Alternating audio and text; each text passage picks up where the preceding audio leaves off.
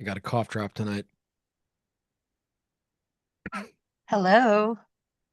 Hello. Are I you do still kind of still, have that husky voice again. listen, you can match me now because, I Yeah, you bring, got the Demi Moore. there you go. We'll bring the huskiness. Every Um, time this happens, I want to book a bunch of voiceover gigs really quick. Coming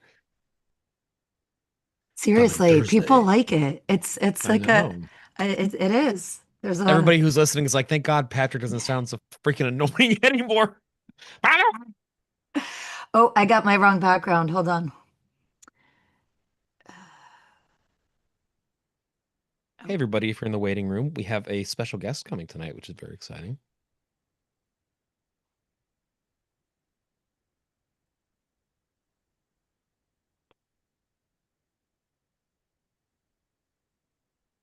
And it's not Perry, although he is special, He is special. but he's not a guest. Nice. That's awesome. Oh, I've been sitting here for like 10 minutes with that thing on my face, just waiting for that moment. Perry's like, start the camera. Do it. I am Oh, I am very excited to talk about this one. It's a great episode. It's a lot of fun. Like, love. Love this one.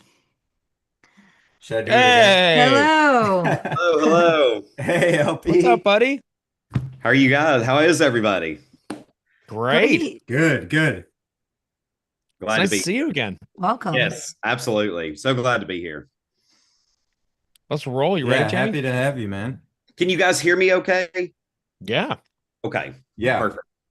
Sound Um, great? so just before we roll, just a couple things. Hello, everyone in the chat, by the way. We're going to get to it. We're just going to do our regular opener, but we're going to like sort of talk to you about Alien for a minute and your relationship with Alien, your first impressions on the show so far, and then we're going to get into the breakdown.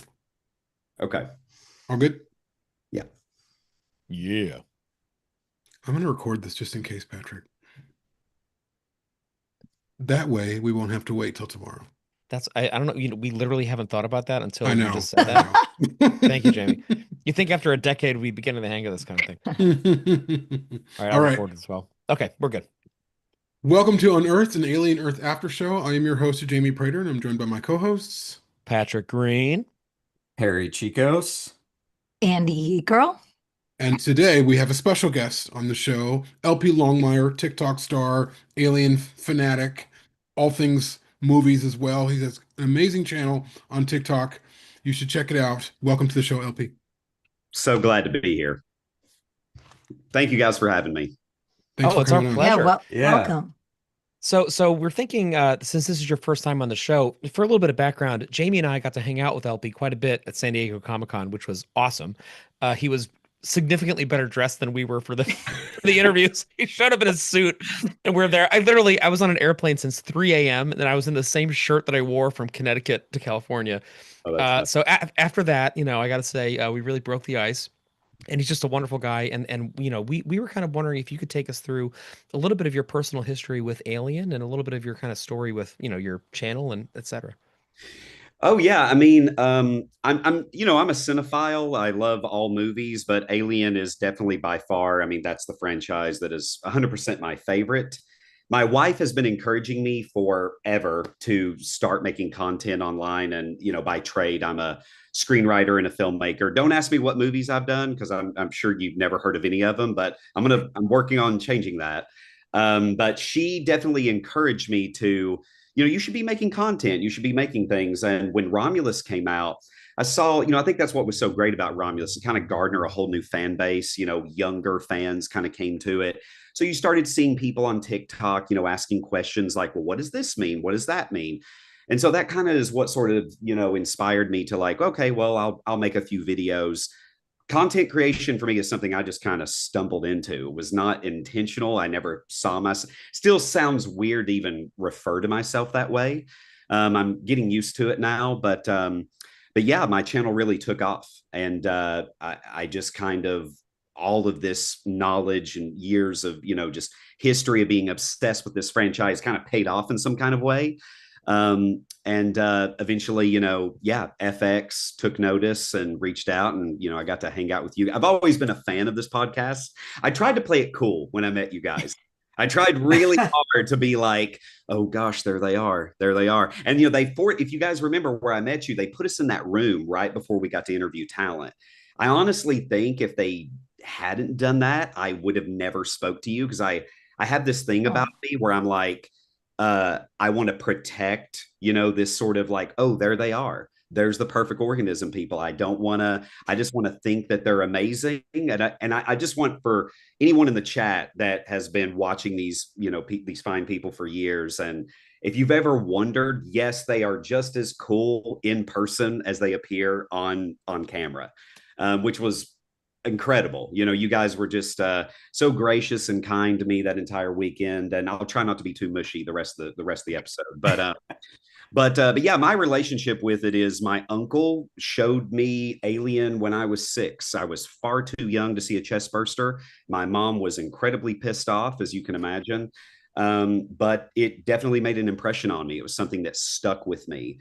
And I've always been kind of like a lot of Alien fans. I think what really connects us to this franchise is something that I find that a commonality amongst all Alien fandoms, if we sort of we all feel like outsiders in a way. At some point in our life, maybe we felt that way. And I have definitely felt that way. I found out very late in life that I'm on the spectrum. I kind of grew up as a child that, in a household, kind of that old school style, like, no, you're fine. You're like everybody else. And then it was until later, I was like, when I was diagnosed, it's like, oh, it all clicked, and suddenly everything made sense in my life. But that is, I think, on a very deep level, what I'm so drawn to about this franchise. That's a fantastic answer, my friend. And the feeling is completely mutual. It's such a pleasure getting to meet you. And it was funny for Jamie and I, who have been hearing about you for a long time, but neither of us ever used TikTok. So we didn't really quite connect who exactly you were. And then I was like, oh, and then I went and watched, like, I binged your videos that weekend, and I was so blown away. So we definitely hope to have you back on again, soon, for a Awesome. longer episode as well. And thank you so much for being here. I'm going to go ahead and do my best to interpret my horrible handwriting and take us through what happened in tonight's very eventful episode. And make sure, if you're listening to this in the audio version, stay tuned, because there's a lot of interviews coming up that you are going to want to hear. So let's go back to the beginning of episode 6, The Fly. So it starts with Kirsch calling Hermit an onion because he wants to take Wendy home. And then Adam Ines tells the Sylvias to wipe Nibs's memories and alter her personality. Arthur gets fired for noncompliance. Boy Cavalier and Yutani have the showdown about what to do with the ship and the samples. Morrow and Kirsch get into an elevator together, and they discuss how each of them is gradually becoming obsolete. Nibs wakes up. Wendy confronts her about missing memories. Then Smee finds Slightly stressing about Morrow in the woods, or the jungle, and Slightly tries and fails to get Hermit face-hugged. Hermit goes on patrol with Rashidi and Siberian, looking for ways to escape. Isaac is killed by the fly after the midge knocked him off balance, and he is locked in the cell. Wendy confronts Dame Sylvia about making Nibs forget. Wendy says, "I don't want to be people if this is what people are." There's a lot of great lines in that particular passage. Hermit finds Arthur packing up to leave. Arthur helps him figure out a way off the island. He disables the hybrid trackers and AV monitors, which alerts him to the fact that Isaac's monitor is offline. He goes to see what's going on, Slightly seizes the opportunity in the secure lab, and Arthur gets face-hugged. We see Kirsch watching. Slightly removes Arthur from the lab just in the nick of time, and we end with one of my favorite shots in the entire show. The TSLS inside the sheep staring directly into the camera as we are played off by the dulcet tones of freaking Godsmack in a very strange but weirdly kind of fitting needle drop for the end of this episode. And I think I'm kind of proud. I think that time I actually could read what I wrote. And I just want to say, we're 6 episodes in, and I finally got it right. So feeling pretty good about myself. Perfect summary. So, shall we go into initial reactions? The entire time I'm watching, as I'm writing and scrolling and, scribbling, I just kept writing the word tension. And that's what I felt the entire time. And I loved feeling that. I was scared. There were moments in this where I was like, this is what I wanted. I was so excited. Um, Everything between the creatures, obviously, that whole scene with Toodles, we'll get to that, racked with tension. But I also wrote pairs because every time there were two people on screen, the tension between them was palpable. Especially, I loved the elevator scene. I could watch those two in an elevator for hours. Just give me all of that. So I really loved the dynamic between these pairings on screen. I thought the acting was wonderful. I thought um, the fact that I felt fear just made me excited. My heart was racing. I was holding my blanket. This is what I want.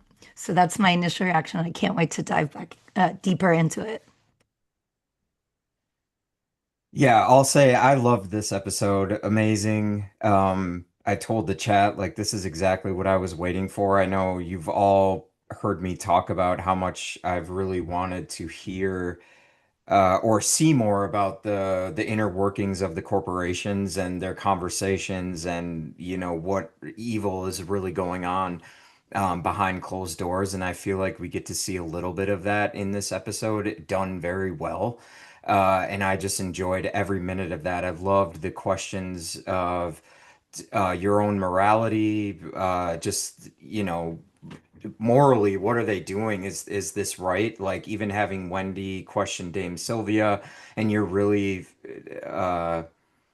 figuring out who the real monsters are. And there's the moment with um, Hermit, Joe, and the other two soldiers walking through the rain in the jungle, and the soldier, the girl with the red hair, she says something to the effect of I want to be here because I know where the monsters are.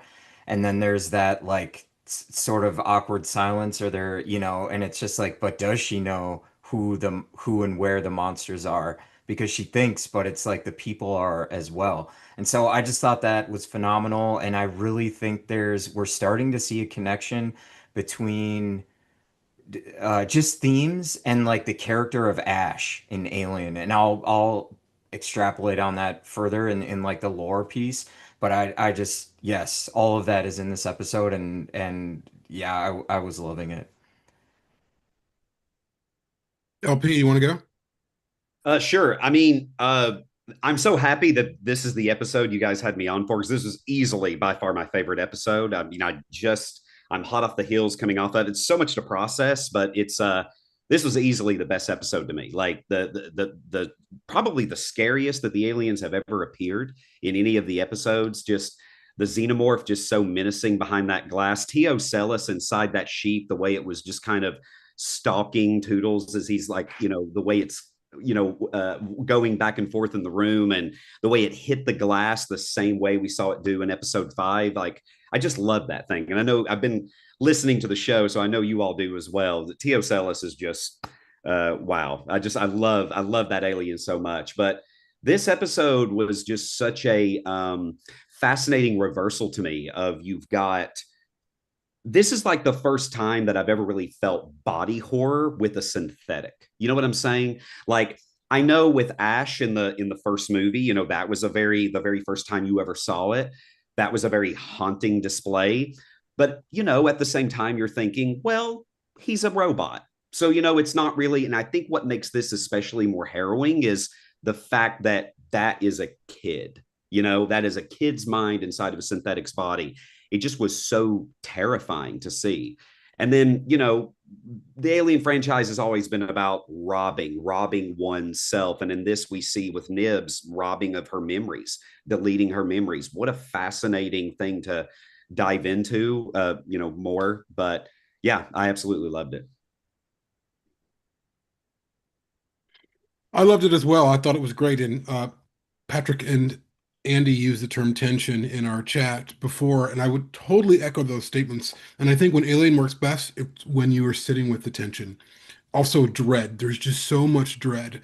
And there's this question that's being asked in the show, not literally, but it's being asked in terms of conversations, and everyone's asking, what are we becoming? What are you? What are people? What are these things? Who are we? You're a cyborg. You're a used toy. Everyone's questioning who they are.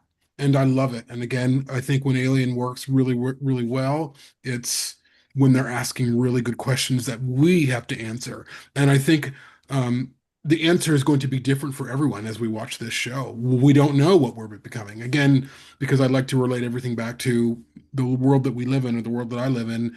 I think that we're asking this question as a species of humanity right now. Who are we? What are we? What do we stand for? And this is great. Yeah, and just to echo everybody's thoughts, to Andy's point, I also, of course, worked on tension and pairs. I really think that that is really the story of this episode, and I think that Ugla Hauk's who directed Yes. this episode and who's featured at the end of the audio version of this podcast, so make sure you listen, knows how to direct characters and actors, and that is a very important tool to have because there's a lot of people who can make very convincing monsters and very convincing sci-fi sets. There's not a lot of people who can direct actors really well when they are completely just two people in a space together. I want to do a quick happy birthday shout out to Zeno Nick. What up, Zeno Nick? Happy birthday. And I also am just seeing in the chat, at least from what I can see, almost unanimously people saying this is either their favorite episode or one of their favorite episodes. And I'm not surprised. I got to say, after last week, and again, there's a lot of merit to episode five. There's a lot of things about episode five that are wonderful. Really didn't work for me personally, but I know it worked for other people. But for me, as somebody who was not thrilled with last week's episode, it was within like 8 seconds of this one starting where I was like, okay, we're okay. I was like, we're gonna be fine.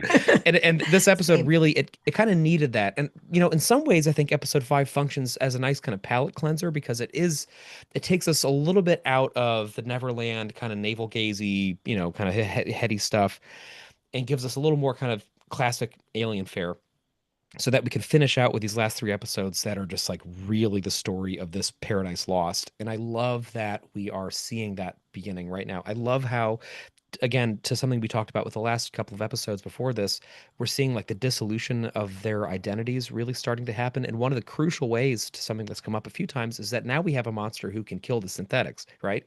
None of the other ones have been able to do that. And I guess maybe the alien could, but it hasn't yet. But I think even just that little layer, it's like now they're realizing, oh, they really are not only mortal in some ways, but in mortal danger because now these flies are loose in this facility. I just love that. I think that this is really a great character study episode, and the tension between twos is amazing. One of my favorite things in the whole season is in this episode, which is when Arthur helps Hermit, and that's something that I don't know why I didn't see that coming. I really truly didn't. Like that really caught me off guard, and I like loved it. I love when I'm surprised by something, and when the second it happens, I'm like, oh, of course that's what's gonna happen. Like I'm like, oh, yes, Mhm. you nailed it. This episode had quite a few moments where I was like, they nailed it. And I really think that Ugla is a big reason why I think she's a fantastic director. Let's move on to our deep dive breakdown. Sound good? Wants to kick us off with that? Sounds great. Yeah, Patrick. I like to call it the company debrief. Oh my God, the company debrief. I just ruined that bit. All right, let's deep dive into the plot in this Accentuate the in this D. story. Yeah, yeah. No, certainly I can kick it off. This is something I really was just looking forward to talking about, but I know something we always touch on is what does it mean to really feel or be human? And it's something that, throughout the Blade Runner series and other sci-fi as well, is a question, is a theme that keeps on getting asked. And something that I found very interesting is that they decided to erase um Nibs or yeah, her memory from the ship, and because she was thinking she was having a baby and all of that. And so it's like, okay, they're wanting to um create like living forever, right? And through these hybrids, but it's like a piece of being human is having this living with trauma and understanding how to work through that trauma and growing from that. And so the moment they decide, or Dame Sylvia decides that she can say yes, to Wendy's point, be a yes person, almost negates that whole idea for them and what they're really trying to do. And I just thought that was so powerful.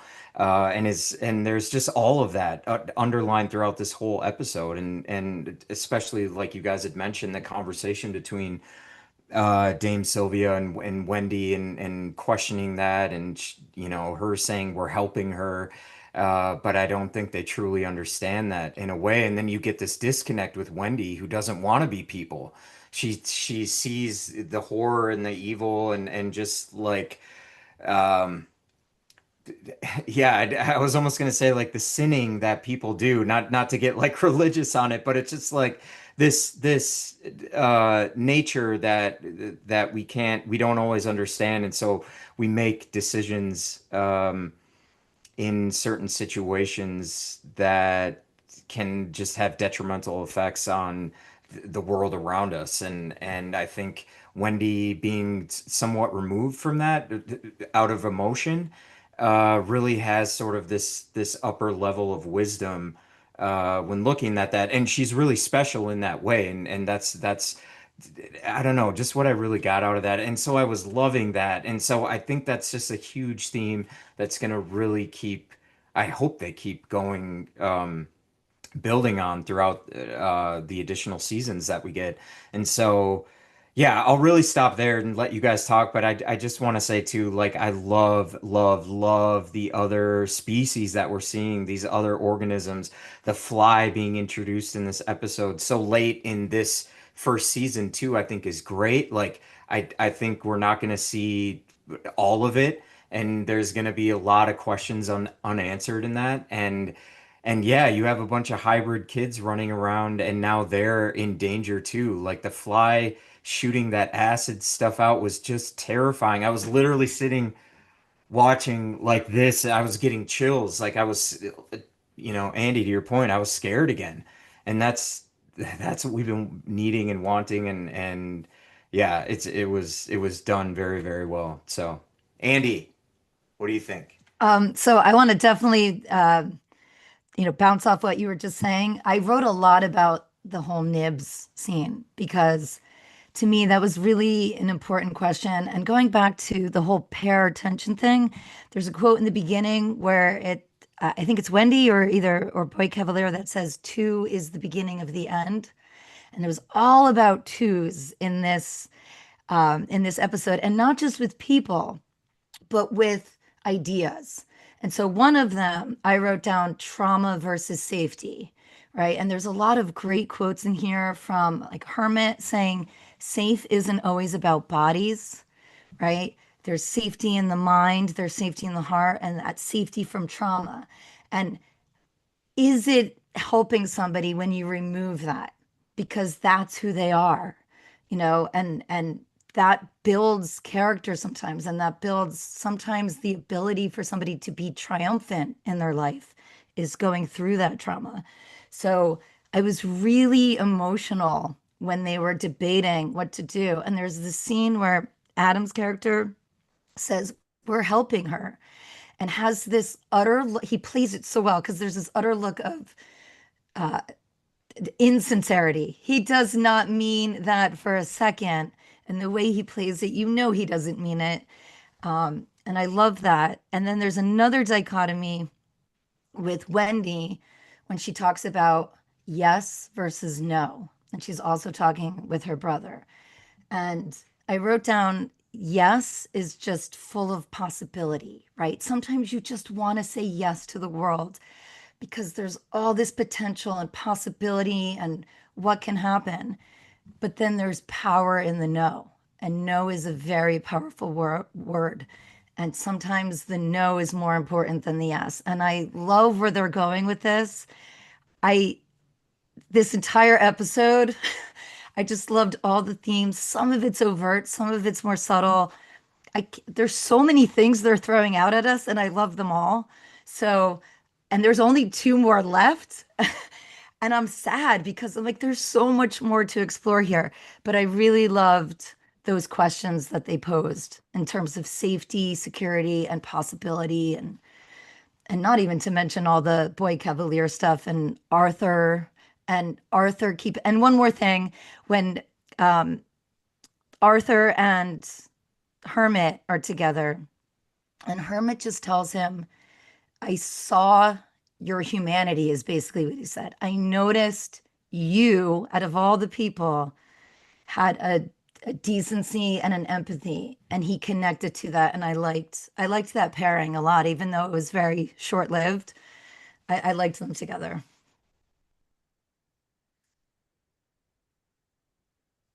What do you think, LP? Oh, yeah. I'm sorry. I'll piggyback off what No. you guys said. Yeah, this show is like this episode in particular really captured what it is that I love about the Alien franchise. When we get into the relationship that synthetics have, synthetics have always kind of had an odd relationship or an odd connection with the alien. There's this weird mirror that's happening there. Aliens appear mechanical, but they are organic. Synthetics look organic, but are mechanical. And I think on a much deeper level, synthetics know what it feels like to be othered. Game recognizes game. Wendy feels closer to the alien than she does to Joe at this point, which was like a really kind of not surprising, but also a shocking scene at the same time for her to kind of say to him that, well, what if I don't want to leave? And, again, going back to Nib's memories getting deleted, I don't know, it just got me thinking a whole lot about how this entire series is about identity, which is something I've heard you guys touch on many times. It's what it means to be human. What does it mean to be human? Everything that makes us us, our personalities, our choices, our desires are shaped by external inputs, our families, our friends, the media we consume, the culture around us. You strip that away like it's done to Nibs, then what's left? If all I am is just a amalgamation, a collage of, memories and habits, am I really unique, or am I just a copy of a copy of a copy? At the end of the day, what is it that makes me me? And that is such a fascinating, this show is really diving into this heady stuff, but obviously doing it in a very entertaining way. And I think that that's probably the most haunting question about this episode, to me at least, is when Wendy, is talking about what Kirsch said to her. If we remove our feelings, could we really see what the world is? And that is a very that is haunting. That is so terrifying to think about. And just everything, just to echo what everyone's saying, this is the first episode that really genuinely scared me. Not just on the themes and the things that they're discussing and what they're talking about, but particularly that scene at the end, just how menacing. I just can't get that out of my head. Like I said, I just watched it. I ran in the room here and I'm like, I just keep thinking about the dread, just how the tension of it's coming, this, Arthur's going to get it, but it's just, well, which one's going to get him? Is it going to be the face hugger? Is it going to be the fly? I don't know. Is Tio Celis going to figure something out? But I just love this episode.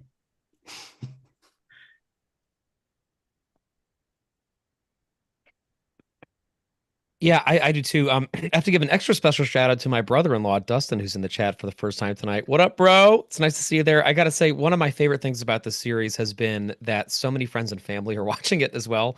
I just went out for drinks with my friend Doug tonight, and we were talking about this the whole time. Our friends Drew and Erica last weekend. I love that we are able to congregate around new stories together like this because it's so rare that, everybody is watching the same thing at the same time. And it really, really feels great. So thank you everybody for joining in the chat. I want to go back to the scene between Boy Cavalier and Yutani, which I think is really a really astonishingly well made piece of television. And what I love is that it's juxtaposed right up against Kirsch and Morrow in the elevator. So it's like the tension that carries through between Yutani and Boy Cavalier is sort of put through this little pin. It's almost like a delta P, right? It gets squeezed through a hole and it ends up in that elevator. And it's there and it's so great. And there's going to be an explosion at some point between these two. And it's just not happening yet. It's getting drawn out between as the season goes on. Which I just love. But anyway, something that I love about the scene with PK and Yutani is that This whole show we've been hearing about how smart Boy Cavalier is, and this whole time like we've been hearing like, oh, allegedly he's this genius, the boy genius, who makes wonders. And we never really see it. Like we just see this kind of like, this little jerk. And then in this one, what I love is there's like a moment where he all of a sudden shows us how smart he is when they're arguing through the kind of minutia of this Brubaker protocol or whatever it's called, and he or Accord, and then he gets up on the table and he comes at her and he just gives her like five or six different ways in which he could legally write off what's going on and get away with it. And I love that like his mind is working so fast that his mouth can barely keep up. And it is like it's a moment where you're like, oh, okay, he actually is really competent. And he's doing it in such like a dumb, childish, wonderful way too. I mean, I just love what Sam Blanken has done with this character. He's just so strange and interesting and memorable and complicated. And I just really love that moment. And I love how it's juxtaposed against Yutani, who is old money, like the definition of it, right? Who has never had to scrap for anything in her life. And all of a sudden she's like clearly up against somebody who doesn't really care about the rules of the strictures of the society that has allowed her to accumulate that wealth. And there's something to be said for that in our own world, right? Like we see this a lot of the time in the tech world, where you have these people come from nowhere, drop out of college, and make billions of dollars all of a sudden, and then all of these powerful families are kind of left in the dust. Like, well, how do we get a piece of that, right? So I really love that. And then when we get to Kirsch and Morrow in the elevator, we just have this wonderful, just smoldering tension. And what's so cool is that it's two toys that are no longer really quite relevant. And they're both very much aware of that together. And yet neither one can admit it. And I just love that. I think it's just really a masterclass of acting this episode. I also just want to give a shout out. I think that Jeff Russo's music in this episode is especially good. There's a lot of moments that are kind of chill inducing for me, and I just think it's a wonderful episode of television. I would agree. I think that this, with the general sentiment, this is a succinct, wonderful episode. We haven't discussed Wendy's further communication or reflecting the sounds of the alien. I thought that was very, very interesting. Bigger picture here, if you look at these characters, well, first of all, some of the best parts of the Alien trilogy, the original trilogy, and parts of maybe Covenant are the discussions that they're having, uh, the conversations that's going on with these characters, the conversations that Ripley has with people like Burke, and then when she's in the drawing room or the boardroom, when she's up against essentially the company, the conversation she's having with them, and I think what builds the tension for me in this episode are those conversations. But if you think about it and if you replay those in your head, very few people are being honest. In fact, no one's being honest in this show except the hybrids. The hybrids are the only honest people. But that starts to change in episode 6 when oh my God, I can't remember his name. Arush, I believe. Arush starts to become dishonest. It's almost mythological, like biblically mythological, where they've taken the the fruit from the tree of knowledge. And they shouldn't, but it's changing him. When they become more human, which I don't know if it is human, is when they start to lie and cover up and not be honest. And then by the end of the episode, Wendy is the only person who's really having the most honest conversation, because everyone's telling themselves stories. Everyone has a narrative, and for some of these characters, or a lot of these characters, this narrative are lies. And this narrative they create to make what they're doing okay, which I think is fascinating. And again, that big question, I think that Andy, you posed, who are the monsters? Who are the monsters in this show? Who really are the monsters? Is it the alien? Or is it the image, the fly now? Who are the monsters? And I think as we get closer to the end, it's very clear who the monsters are. And I think that that's a fascinating theme. I can't wait till they continue to explore that. Again, when we go to Alien or Aliens or Alien 3, the monster in the room was the company the whole time. The monster was the corporation. And it's these creatures that are an arm of them, but they're unwieldy. You can't control them. And I do think it's interesting to see the alien, the teenage alien or whatever, behind glass. And I know we'll probably get into that, but it's a very interesting thing. And I'm curious how fandom is going to take that. Well, I think that actually is a wonderful segue to our alien lore and world building section, which the first thing I wrote down was this is the first time we really get time with the juvenile Xenomorph XX121. We have this like intermediary stage now. It's interesting because in Romulus, of course, we had, like the cocoon, which was and also the what was it? Like the when it's in space and it's in the I can't remember what they call that. The the calcified rock that is floating through space, and I don't remember whatever the term for that was. We have that, we have a cocoon. Resin. And it, Yeah. yeah, there's I do love me some resin. We do love Uh, resin. we do love resin. It looks delicious. I'm sorry, people. I think everybody can admit that. In Aliens, the resin looks really, really good. But in this one, we have this juvenile, form of the xenomorph, and it's interesting because we're seeing it interact with Wendy in some really neat ways, right? Like it still sort of has this like hyper aggressive nature where it kind of keeps like charging the glass and it keeps like whipping its tail around, and yet she does seem to be able to in some way communicate with it. And I guess this brings me to something that we've talked about on a couple of these after shows as being something that I think fandom's going to have to kind of wrestle with, the idea of communicating with the creature. I think that the reason why I am not having issues with it per se is partly because I think the show's just so freaking awesome that it's like hard to be grumpy about stuff.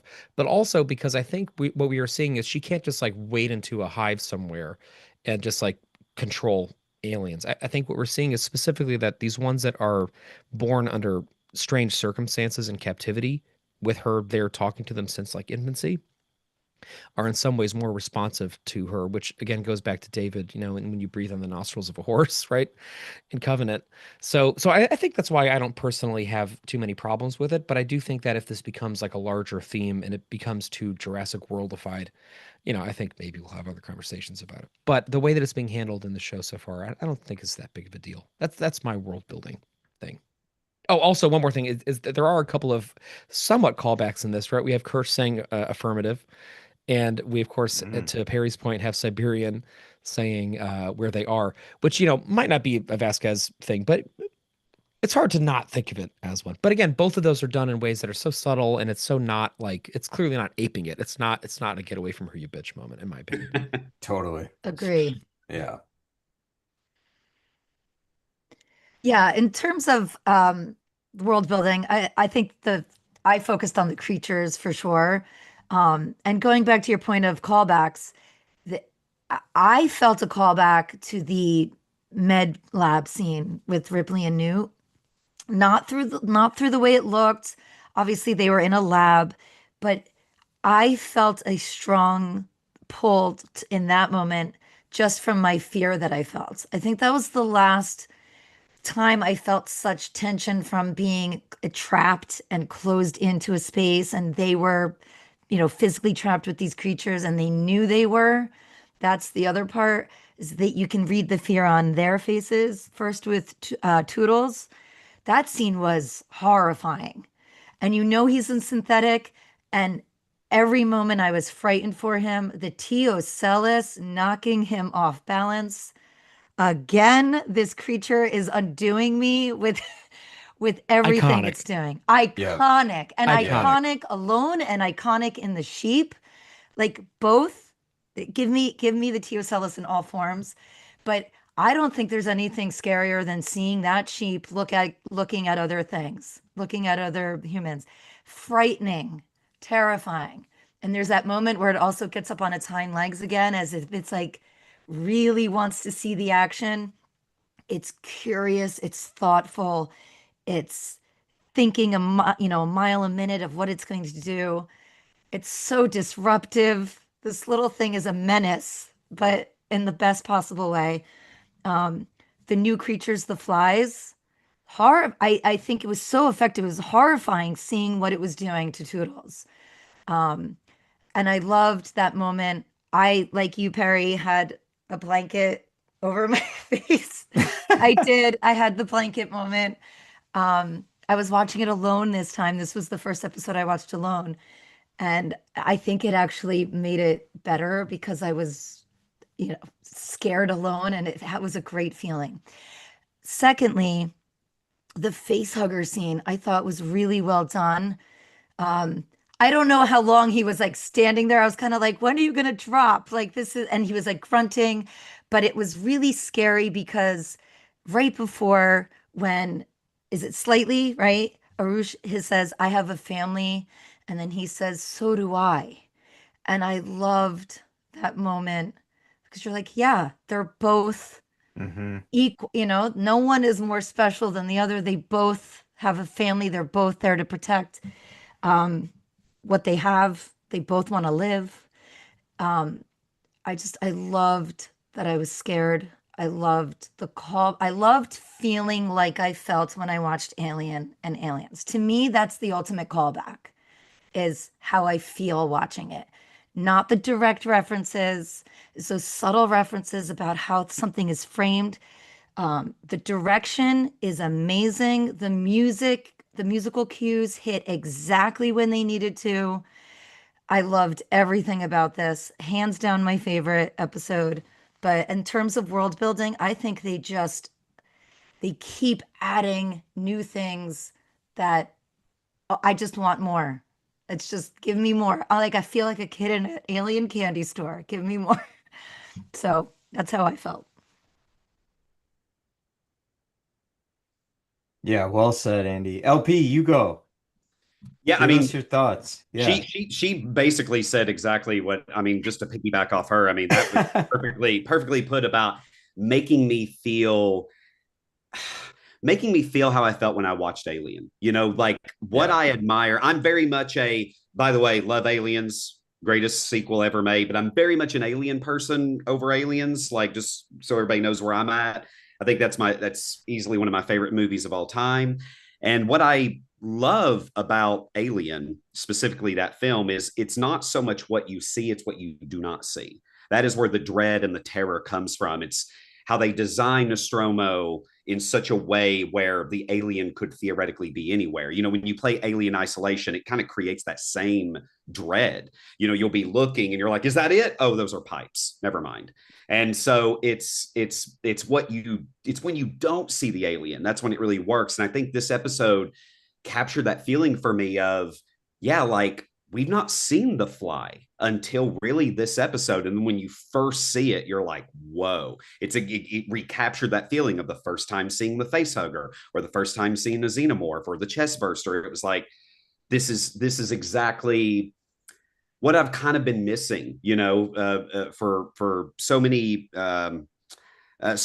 films that have tried to replicate that feeling, and I feel have missed the mark. This episode did it. You know, it really captured that kind of fear that what it is that I love about particularly that first film. And I don't know, as far as like I'm trying to think what is exactly the question. Lore, we're building up like lore. Is that what we're talking about? Yeah, yeah, just like Um, things they're presenting that are adding to the overall oh lore of the saga, you know? yeah. I mean, that's something that I've always speculated on is it's called the XX121. So has that always implied that there is an XX120, an XX119, and so on? Is that your read? Is that everybody's read on how they've always viewed like the classification number of the xenomorph? Is that there is lots and lots of species, perhaps far more than just the five species we see in the show? I think it certainly could be. That number, of course, comes from the Weyland-Yutani report, which is the first time it appeared, and then it's been, picked up in several places since. But I don't know if there's ever been like a full explanation of exactly why it has that moniker, and maybe it is like the 121st of that Yeah. strain or something. Yeah, that's a good point. That's I've really always cool. Yeah. yeah, I've always wondered that, and I think that maybe the show in a way could kind of, I don't know, like that would be a way to kind of expand the lore a little bit. Is like, Totally. could we get a catalog? Can I see which one was what was the first one? What was the second one? Yes. Yeah. That kind of thing. We But need some trading cards now. And toys. Yes, Yes. yes. Or also in this episode, you see a label that says species 064. So this Mm. is species 64, or I think yes, the fly is species 64. So Wow, what are all the species before them? Great. That would be it's interesting. fascinating. Yeah. Yeah. Yeah, it's very cool. But yeah, go ahead. Yeah. I can hop in Well, quick. Guys, okay, yeah. I'm gonna do it. I wanted to read a comment. Julian D'Souza brought up a cool observation. Just a cool theme for this episode was growing up, right? So I personally I'm saying like I loved how we're hearing the narration of Boy Cavalier reading Peter Pan as it sort of drives the story arc along. Um, so Julian says the Lost Boys were talking about growing up, and throughout the episode we see the Xeno grow up as it reaches its final form, which is just something that's really cool. And Patrick, to your point, we don't know how fandom will enjoy that piece of it. And LP, to you saying, it's what we don't see. And it's like, do we need to see that part of it? But I think for television, it works in a way, and we're slowly discovering a little bit more about how Wendy is replicating the noise of the Xeno, and what's that, how does that translate to the actual xenomorph, and what is it, what we don't see is what is it thinking about, what is it, is it still trying to outsmart her to try to get out of that cage? What I would love to see is she does try to communicate with it in some way, because I'm sure it is going to get out at some point, but that it just total disregard for like whatever she has been doing. I think that would be like a slap in the face Oh, type of thing. And then and then we're all just like, oh my God, we thought they were talking to each other, but obviously not. And it's obviously always been doing its own thing. And this segues into what a cool, really cool underlying theme I think we're seeing. And I don't know if this is something Holly has been like slowly building into this, but I find this odd. It's not odd, but this really intriguing connection with Ash from Alien and his love for the xenomorph, or his fascination with it, and just his whole monologue at the end before they turn him off, talking about it being the perfect organism, no question of morality, all of those things. And I think we're seeing some of that in Kirsch a little bit, like him watching, he wants to watch and observe and see these things, maybe not see them escape, but he wants to see like what their reaction is to what's going on. And he obviously doesn't tell Boy Cavalier that something's wrong. And so we don't know how that's going to play out, but I think there is this fascination. Obviously, you see it with the hybrids a little bit. They're all fascinated with these organisms, so much that it hypnotizes them in a way. But I think there are ideas being presented that they're not super bold and blatant yet, that are just, I don't want to say calling back, but there were just so many moments in this episode where I was thinking about Ash, and I was like, oh, I was thinking about how Ash was maybe thinking about the alien, and that is something that I love that Alien Earth is doing, and Noah Hawley and Olga, even how they're shooting this episode in that way. And so like to get me to be or to get anybody to be thinking about characters from the original films, and for me to be thinking about how they were thinking about something, I just think is like so many degrees, an onion, if you will, call it, many layers of just cinematic art, and getting to you to open your mind into something that maybe is building on a past character that we've seen. And I think I talked about that a little bit in episode 5 as well. But yeah, I just I really really really loved that. And I think it's going to be really cool to see how we learn and better understand the synthetics, and that overall overarching question, like what does it really mean to be human, or what does it really mean to not be that? And is that better? Or is that, a more moral, humanistic way of life, almost like Blade Runner 2049, and Kay, dying at the steps, but just like connecting all those themes in these films kind of is just so cool to me. And I'm really nerding out about it, as you can tell. So I'll stop.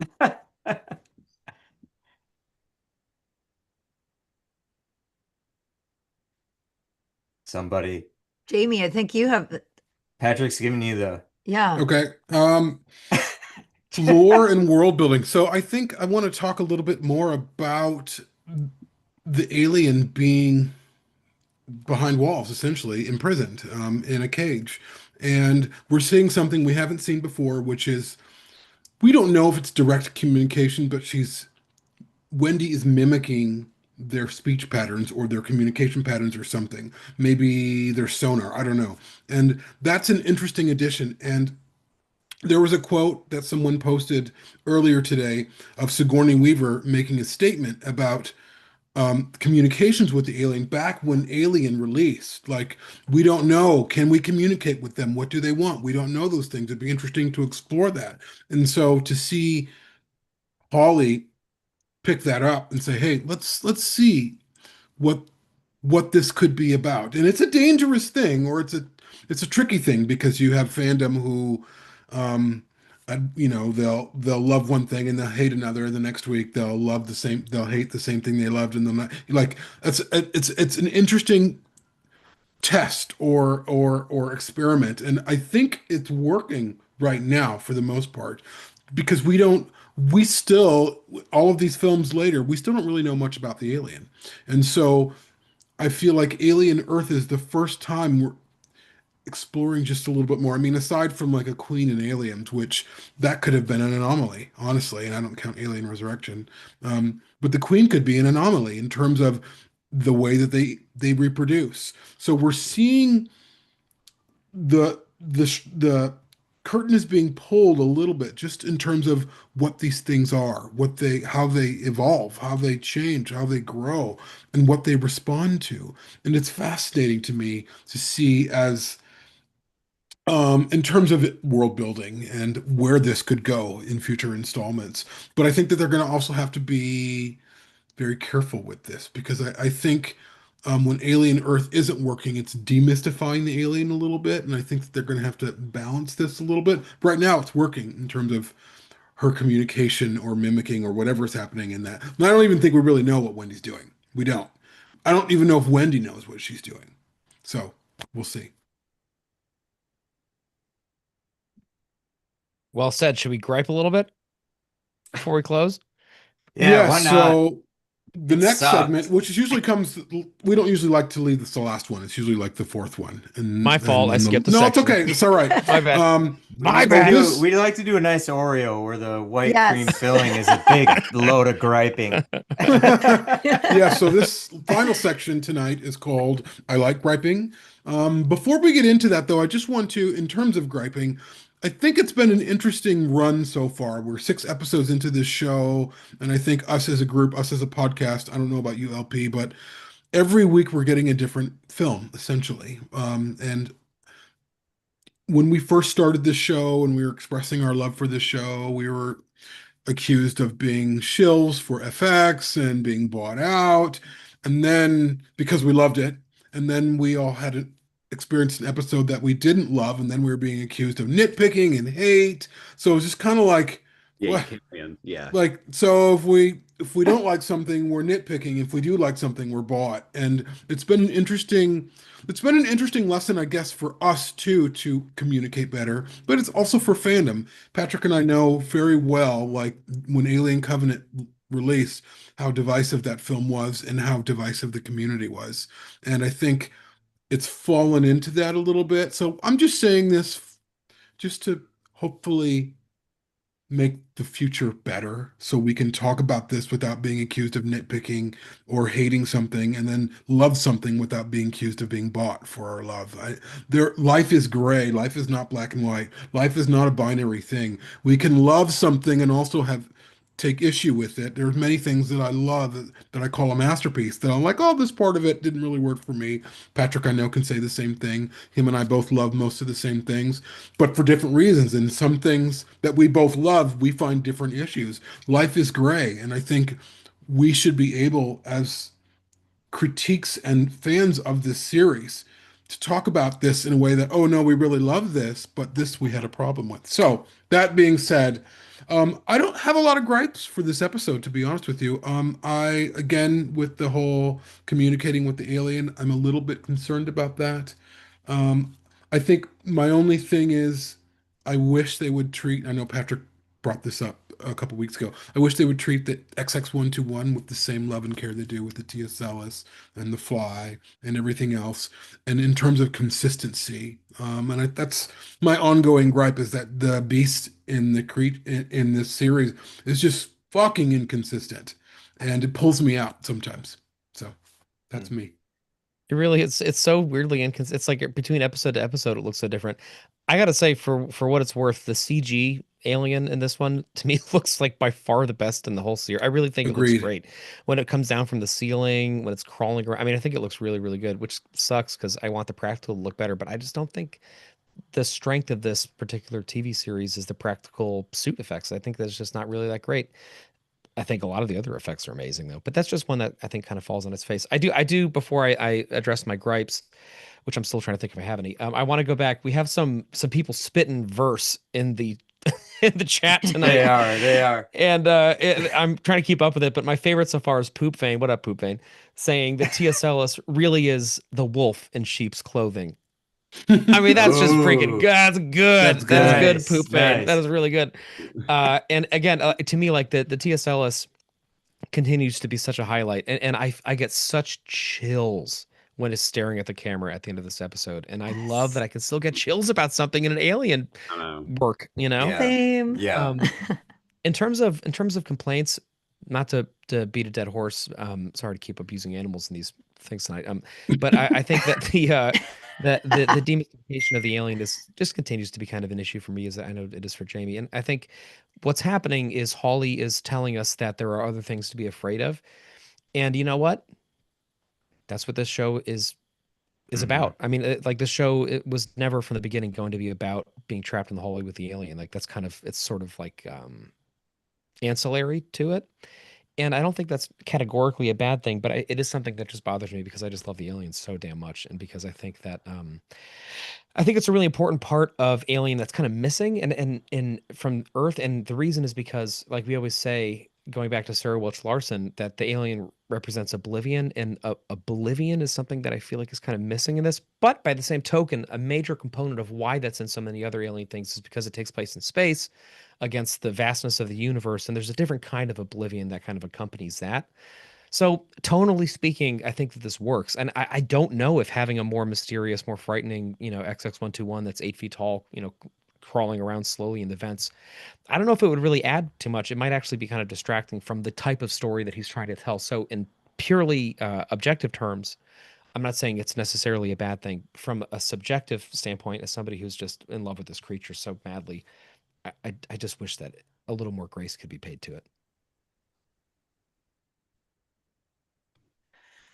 Yeah, agreed, Patrick. I just want to, coming off of what you just said, I think I know why the Xeno is not working. Or at least in my opinion, the reason we think the CGI looks great is because there was a decision made to show the whole Xeno in bright light, running down hallways with the suit actor and all of that. And so that really diminishes, I think, the scare factor of it and the mystery around it and all of those things that we felt in the first three films.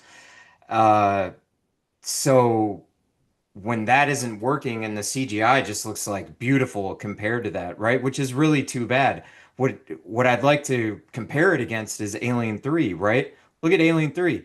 They showed when it was the suit actor, um,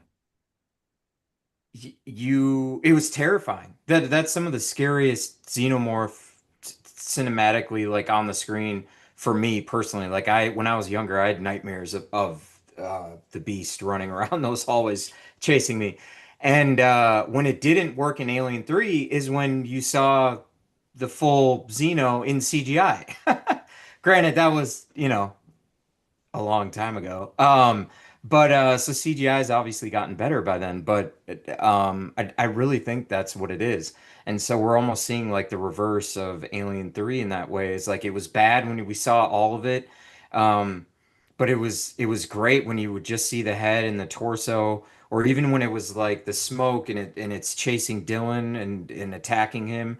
Um, God, I love that. I loved that, right? But it's really not what this episode is about. And Holly talked about that. Like, it's not really going to be about the Xeno, right? It's about these other monsters and the monster within us and humanity. But anyway, I'll get off my preaching high horse. By the way, talking about griping, I did get paid by FX. I don't know if you guys did or not. I bought a new car and I got all these new tattoos. That's what I did with my money. I freaking love this show. Just kidding. I didn't. I cashed out my 401k. But no, I didn't have too many gripes either. Like I think a lot of people in the chat are, I'll just touch on this, are saying the whole scientific method thing and that really wasn't realistic. Obviously going into the lab and all of that, but then a lot of people in the chat too were saying like, hey, these are just kids. And so they were taught the scientific method via Kirsch or, as they're studying these things. I'm still a little surprised they just would send one of them in there to do it. Obviously for television, like you're setting it up to do the thing. So I don't really like dwell on that too much, or it didn't really take me out of it. And I hope people can look past that a little bit too. I think what's most important is that we're looking at innocent children going in to these situations and trying to be scientists and trying to act grown up. Um, and they ultimately they can't out of their own curiosity and trying to you break something and you don't want your parents to find out, so you try to fix it and you open the door and then you're blown in the face with a bunch of bug acid. So Yeah, I agree. Are people complaining about that quote? Like they don't think the scientific method isn't like early being on in the chat, like some of okay. the realistic, like that someone said They're so not much for the scientific method correct. as a Okay. joke, and I was like, well, Right. So I totally agree. Like kids doing the scientific method or carrying it out is not quite what it is. But I do love Kirsch's quote. The scientific method is a method, not a suggestion box. Like I'm going to put that on my board. I'm giving a quiz on the scientific method tomorrow, so we'll I see how like that that. goes. Yeah. Um, I love that. LP, I'm a science teacher, by the way, in case you were wondering. But so my one gripe, and it's minor in this episode, and it's been done a few times, is when Slightly is talking tomorrow or listening tomorrow, and then he knows what he has to do, and then you see like the transparent, egg opening next to his face as if we don't know what he's talking about. Like to me, that kind of just put like we know if we've been watching, we know exactly what he's thinking and what he has to do. To me, it just kind of pulls it out a little bit. Like it's exposition without exposition that we still don't need because we know what his plan is. We know what he's supposed to do. I don't need the visual of that. That's the only like minor. It wasn't anything. It wasn't a big deal. I don't hate it. It was just something where I thought it was unnecessary. Other than that, I have no gripes. I loved Boy Cavalier Titanicing his way through the ship with his arms extended. I love these little nods to aliens and James Cameron in this episode because I'm an aliens girl. But um, other than that, I really 99.9% I loved. So this was mine. This was the episode that a lot of people felt toward last week. This is how I felt. I felt I was watching another little mini alien movie. To your point, Andy, I think what you're explaining is so in film school, they tell you right away, you show or tell. You don't do both at the same time. And I think what happened is they showed and they told. They don't need to do that. They can trust the audience. And I think hopefully with next season, they'll do a little bit more of that, a little bit more trusting of the audience. And just to reference a point that you made, Perry, just a little bit of a correction. So in Alien 3, that wasn't CGI, that was a rod puppet. And it was poorly composited within Alien 3. So it looks like shitty CGI, You're right. when in fact it was shitty compositing. And so when they're cutting across from the rod puppet, which was gorgeous, to the man in the suit, which also looked good, but they weren't the same creature. And Yeah. that's happening a little bit in Alien Earth, where it's like the guy in the suit is like 6'2" or 6'3", tall guy, whatever, but in the suit, because the suit's, he just looks like this stout, bulky. He doesn't like, and I think for myself, I know artists like Matt Hatton who have done amazing renderings of who did work for Alien Covenant. Noah Hawley, you should hire him for the season. Like we all seen some gorgeous, grotesque versions of the XX-121 that are long and slinky and black and like all like just terrifying.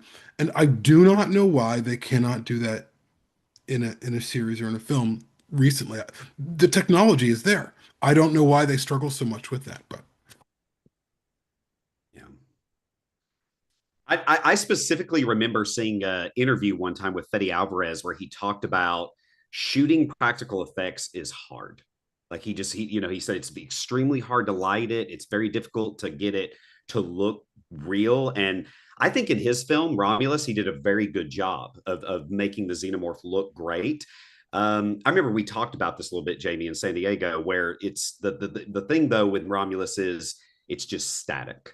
The alien just doesn't, it looks amazing, just no movement. And so it's almost like, I remember Fede Alvarez kind of articulating that. It's like you kind of have to pick your poison in a way. It's like if you're going to go practical, well, don't show it moving too much. And I think that's what we've kind of seen in this series. It's like it's just looks like a guy in a suit. It just looks rubbery and rough and just kind of but when you do the CGI like you do in this episode, that's when it kind of looks the best. That's when it looks really, really well done.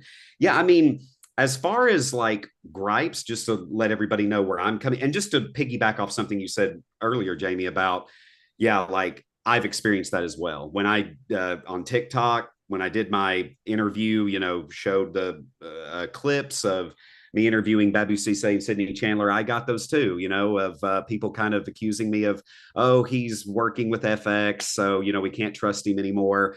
But I actually, my relationship with this series has been kind of a rocky road. It's been kind of rough. Like, I don't know. I sort of feel as a whole, the franchise as a whole, it's sort of felt like kind of a romantic relationship in a way. You think about Alien and Aliens, that for me was very much the honeymoon phase. That was the limerence phase, right? Like I was in love. Man, she hung the moon. She could just do no wrong. She wined and dined me, and it was amazing. Then you get to Alien 3, where I'm still in love with her, but now I'm kind of starting to see through the cracks a little bit. I'm realizing, oh, she's human. Okay. And then you get to Resurrection, Prometheus, Covenant, where now they're leaving the bathroom door open, right? They're burping in front of me, they're swearing in traffic. Like I'm recognizing that this is a flawed person, but that I still am dating, I'm still with them. And it's funny. Oh, well, and then you get to Romulus, and Romulus to me is kind of like, oh, there you are. That's the person I felt. It's again, not perfect, but resembling the thing. It kind of looks like the thing that I fell for.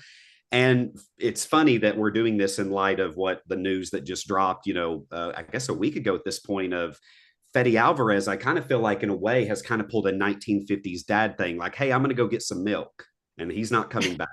You know what I mean? And now I'm sort of seeing Noah Hawley. I'm kind of looking at him as like, okay, he's dating my mom, and that was sort of my experience with the first few episodes was my relationship with the first episode was quite similar to Patrick's. I remember Patrick talking about this, about how you really were kind of resistant to the first episode. So was I. It kind of grew on you. And I know, I don't mean to speak for all of you, but I've listened to the episodes, and I think episode 2, you all were kind of up on. I think you guys collectively, correct? You guys really liked episode 2. And for me, I was still resistant. I was still looking at this thing like, what is this?